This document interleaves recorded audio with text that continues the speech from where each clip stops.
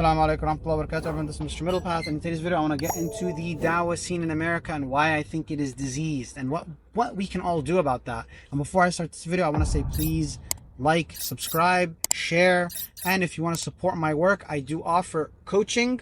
We can reach out to me on the coaching app and see if we're a good fit, inshallah, and I can help you with meeting your goals. Now on to the video. I want to talk about why the American scene, Dawah scene specifically, is diseased and how we can solve this issue. Wisam Sharieff, who is a reciter in Maghrib Institute and is one of the voices for the recitations on the Quran.com website, big reciter, is invited to multiple different network Dawah things, like from ISNA and all of these other things. He's in that network, right? He's in that Dawah thing network, whatever you want to call it. He was caught by the FBI for conspiracy to commit or conspiracy to create child porn. And he had a student. This student was a female woman, mother, and he got into a relationship with this mother, and then they got that mother's daughter involved, and the mother would film the daughter doing certain activities, and she would send those videos to Wisam Sharieff for his enjoyment. And Wisam Sharieff's wife found his phone, or saw it on his phone on Telegram. She sent all of those videos to the FBI. Good for her. And then now this guy got locked up. This is very similar to another situation that happened a while back, and this was in Irving Masjid in Texas, a masjid in Irving, Texas, that was run by Imam Nick. A person came to Imam Nick to complain that either the child, I don't remember if it was a child or a parent, that opened up this to Imam Nick and told him that there was a teacher who was forcing themselves upon the students, right? And this teacher was called out by Imam Nick publicly, and different parents came forward and found out that he did it to multiple different students. The masjid tried to keep everything hush-hush, and this teacher fled to Pakistan. And Imam Nick was told, hey, don't make this a public thing. We'll try to solve this in-house. People didn't get their justice. One of the people that tried to stop Imam Nick from speaking public was Umar Sulaiman. Fitna is not me telling you that I met with Yasser Burjaz and Omar Suleiman to discuss this issue, and they did absolutely nothing to support these kids that were abused mere minutes from their own homes. Fitna is not me pointing out that they did not use their platforms at all. The fitna is that people who present themselves as leaders of the community and defenders of justice only pose as leaders and defenders of justice for issues that their financial supporters support. I mean, do we only cry for the victims of our enemies? The fitna is not me pointing out how some no-named hack, Jawad Rasool, under the advisory of Yasser Qadi, wrote a hit piece defaming me and disparaging anyone supporting these children. And this disease, right, has been running on for a very long time. It's festering for a very long time, where imams are more concerned with their careers and their image than actually healing and helping the Muslim community. This is also prevalent on the right side as well. These Dawah Akhs who have refuted Omar Suleiman and Yasser Qadi and all of these people for allying with the left, and rightfully so, and talking about getting close to the LGBT, which is a position that these scholars have said, oh, we don't have that position anymore. But in the past, we used to have the position that we can ally with the LGBTQ politically, but not endorse them religiously. Which sounds like an argument that Bani Israel would make in the Quran. I swear to God, when I heard that argument, this is something Bani Israel would say in the Quran. Anyways, they retracted that position, but in the beginning it was called out by none other than Daniel Haqiqichu. Daniel Haqiqichu, on the other hand, and those people who are in that sphere, are washing away Andrew Tate's crimes. Andrew Tate, who converted to Islam recently, and I have very much my doubts on this matter.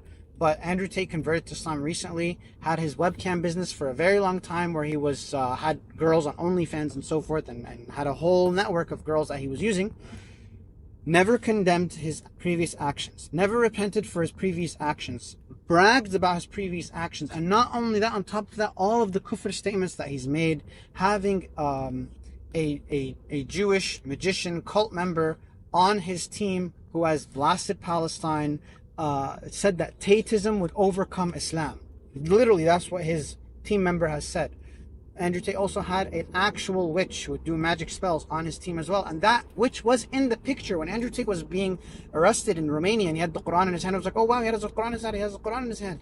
There was his witch was with him in that picture, and he said that that is his witch that he has on his team to do magic spells or to have magic on his side or whatever. This is all kufr stuff, guys. But yet, when it comes to the right-wing side, those brothers who are quick to blast the left will be silent about Andrew Tate's stuff. They themselves, for example, Daniel just said we can ally with the white nationalists because they don't like Israel and they are also going to help us with the Palestine issue. So again, if you're going to blast the left for being okay with homosexuality, for being okay with allying with LGBTQ or whatever, and these soft leftist imams, what difference are you when you're doing the same thing but for the right wing, right? So where is the balance here? What are we going to do with our Muslim community? Our Muslim community clearly is scholars for dollars, people wanting their career, and people choosing their ideology over the truth. I do think that we need to return back to a martial culture, the Muslim martial culture, where we value things like the fighting spirit, value things like understanding how to hold your own as a man, understanding how warfare works, understanding all of these things, because it's very much missing in our Western Muslim community today. And how does that help anything? We'll look at this video of Wisam Sharieff teaching. Quranic recitation, I'm going to stack those hips. I'm going to sit up. I'm going to fill the air in the belly. So if everyone can pick up their lassi in their right hand, their triple milkshake, and I want you to take a big sip. Another one, another one, another one. 5 sounds. E, U, O, A. E, U, O, A. Can you say Shaytanir Rajim? One more time. A'udhu billahi minash shaytanir rajim. Shaytanir rajim. You're not saying the word hooray. Bring it ooey gooey to the middle of your mouth. Bring it ooey gooey to the middle of your mouth. Tell me, guys, that that is not the fruitiest thing you've ever seen in your life. I mean, it is just G-A-Y. And I don't know how any scholar could see that and say, yep, that's okay. Let's let this guy teach Quran. I was born in 1990, literally. I grew up in the 90s. I saw what the Muslim community was like and how tough they were before 9/11 and then how soft they got after 9/11. I think any scholar who would have seen this would have, from back in the day, would have blasted him, said, yo, get rid of this guy. He should not be teaching any Quran. Rough this guy up a bit, man. Like, what? And then when you find out that this kind of character is doing PEDO stuff, then of course it fits. It fits. How could any man see that and say, yeah, let this guy teach my kids? That's the fruitiest thing ever. It's a walking red flag. So that's what I'm saying. Like, we need to bring the martial spirit back to the Muslim communities.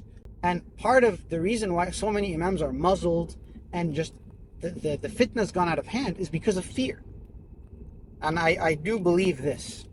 The fitness that you cowards who couldn't fight your way out of a wet paper lunch bag continue to play mental gymnastics rather than hold the community and leaders accountable because, oh my God, what would the kuffar think if they found out we had such scumbags in our community? I mean, can't you just imagine this happening during the time of the Prophet, peace be upon him? And what would Umar ibn al-Khattab have done? And this is my point of view. Let me know what you all think. May Allah give justice to those who are oppressed. And may Allah give the Muslim Ummah their courage back. Ameen.